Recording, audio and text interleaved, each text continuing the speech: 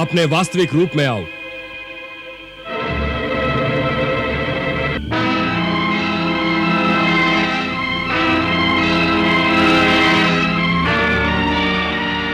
सेवक का प्रणाम स्वीकार करें महाराज।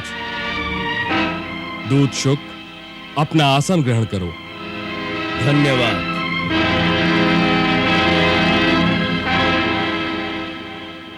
आप जो कह रहे हैं यदि वो सच है तो हमें इस समय क्या करना चाहिए? मेरे विचार से तो शत्रु पर आज ही आक्रमण कर देना चाहिए। हाँ महाराज, अभी तो समुद्र पार करने के उपायों पर सोच विचार ही कर रहे होंगे। युद्ध सर पे आ जाएगा इसका तो उन्हें आभास ही नहीं होगा। हमारे पास जितने राक्षस आकाश में उड़ने की विद्या जानते हैं, उन वानरों को विध्वंस करने के लिए उतने ही पर्याप्त होंगे। शत्रु के आगे बढ़ने से पहले ही उसे उसके घर में ही मार देना चाहिए। युवराज, क्षमा करें, यही सबसे बड़ी भूल भी हो सकती है। हमारी सेना का जो बल और शक्ति लंका में है, वो दूसरे की धरती पर जाकर कभी भी नहीं हो सकती।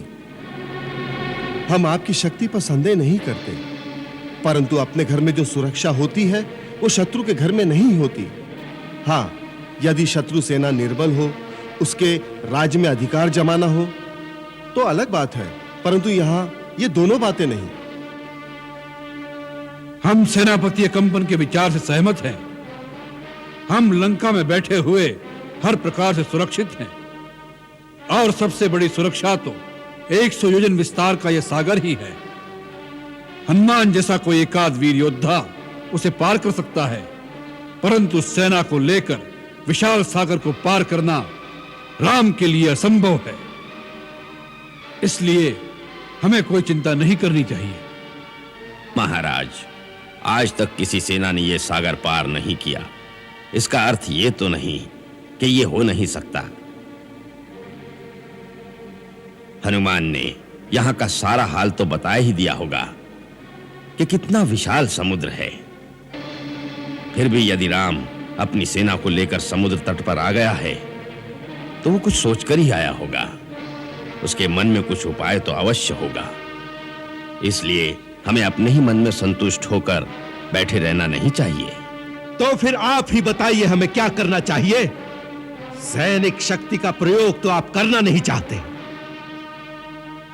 हाँ इंद्रजीत, सैनिक शक्ति का प्रयोग यहां उचित नहीं।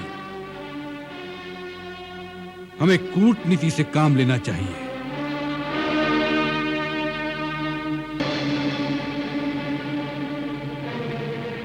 यदि हम नर और वानर के इस गठबंधन को किसी प्रकार तोड़ दें, इनमें दरार डाल दें, हम यदि सुग्रीव से अलग संधि करके उसे अपना बना ले तो इसका यह अर्थ होगा कि आपने राम की चतुराई को उसी के शस्त्र से मात दे दी। बस, फिर राम, लक्ष्मण और विभीषण, तीन भिखारी एक आशाहीन जीवन को लेकर संसार में भटकते रहेंगे।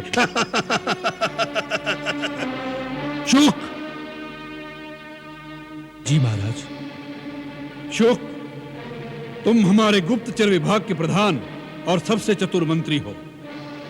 तुम आसुरी विद्याओं में निपुण हो, अपनी इच्छा से रूप भी बदल सकते हो। इसलिए यह कार्य हम तुम्हें सौंपते हैं। सबसे पहले यह जान लेना आवश्यक है कि सुग्रीव के मन में कहां दुर्बलता है। स्त्री, धन, राज्य, वैभव, प्रशंसा, यश, जिस बात के लिए भी उस वानर के मन में दुर्बलता हो, उस स्थान का भेदन करके उसे अपने साथ मिलाने का कार्य तुम्हें बड़ी चतुराई के साथ करना होगा। जो आज्ञा महाराज। राजनीति और कूटनीति के दाव पेच समझा कर राम शिविर की ओर दूत को भेजा सिखा पढ़ा कर। शत्रु सैन्य बल दुर्बलताएं कुछ अज्ञात न छोड़ो। घर का भेद हुआ विभीषण, तुम सुग्रीव को तोड़ो, तुम सुग्रीव को तोड़ो।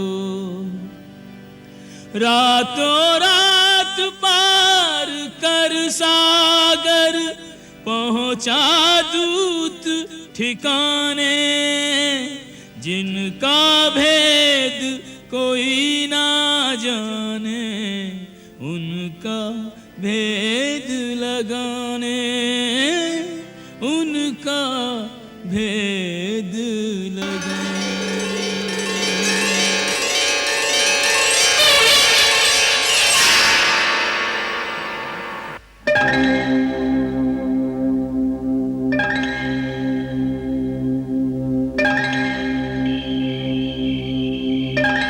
सुना है राक्षस जाति के सभी जन आकाश मार्ग से आ जा सकते हैं। हाँ, उनकी प्रकृति में ही ये शक्ति निहित है।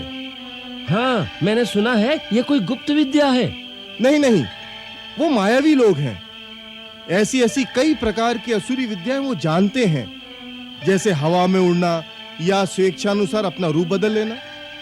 फिर ऐसी छल कपट वाली सेना के साथ हम युद्ध कैसे करेंगे? कैसे करेंगे? अवश्य कर सकेंगे, क्योंकि हमारी ओर सत्य है। सुना नहीं श्री राम प्रभु ने क्या कहा?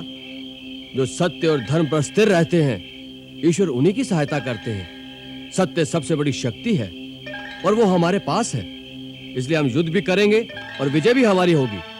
परंतु विजयी तो तब होंगे जब समुद्र पार करेंगे।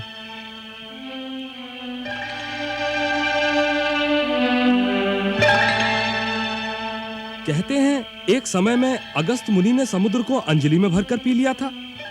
यदि और कोई बात न बनी तो श्री राम अगस्त मुनि को ही बुला लेंगे। सुना है पहले भी अगस्त मुनि ने श्री राम प्रभु को दिव्यास्त्र दिए हैं।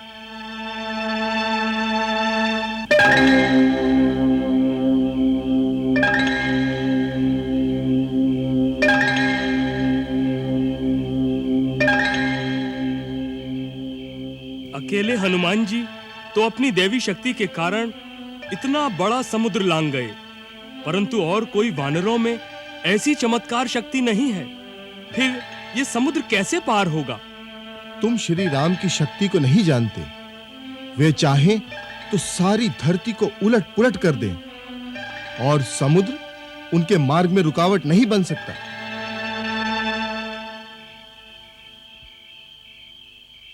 भैया, सबके मन में एक ही प्रश्न उठ रहा है कि हमारी इतनी बड़ी, इतनी विशाल सेना समुद्र के उस पार कैसे पहुंचेगी। परंतु भैया, सबको पूर्ण विश्वास है कि आपकी शक्ति के सामने कोई नहीं टिक सकता। आप सारे समुद्र को सुखा सकते हैं। अवश्य सुखा सकता हूं, परंतु लक्ष्मण, मैं सोचता हूं यदि अनावश्यक बल प्रयोग के अतिरिक्त कोई और साधन मिल जाए तो अच्छा है। प्रभु, मेरे मन में एक विचार आया है। कहो। क्यों न विभीषण से कोई युक्ति पूछी जाए, क्योंकि राक्षस लोगों के पास बहुत गुप्त विद्याएं होती हैं। हो सकता है वो हमें लंका तक पहुंचने का कोई गुप्त मार्ग ही बता दे। हो सकता है। हम तुम्हारे विचार से सहमत हैं। कल हम उनसे इसी विषय पर बातचीत करेंगे।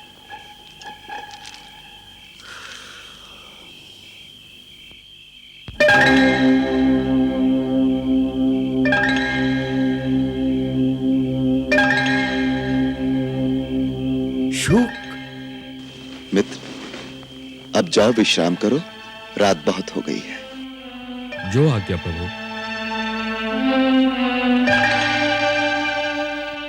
लक्ष्मण, तुम भी विश्राम करो।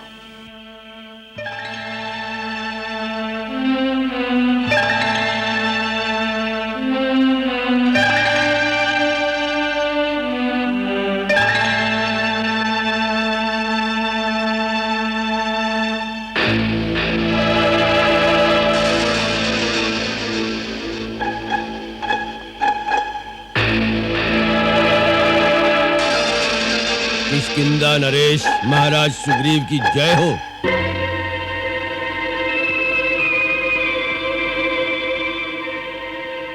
कौन हो तुम? मेरा नाम शुक है।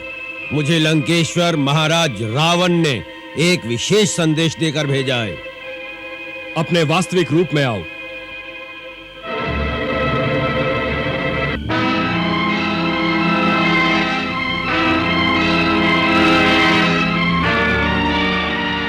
सेवक का प्रणाम स्वीकार करें महाराज। दूत शुक, अपना आसन ग्रहण करो। धन्यवाद।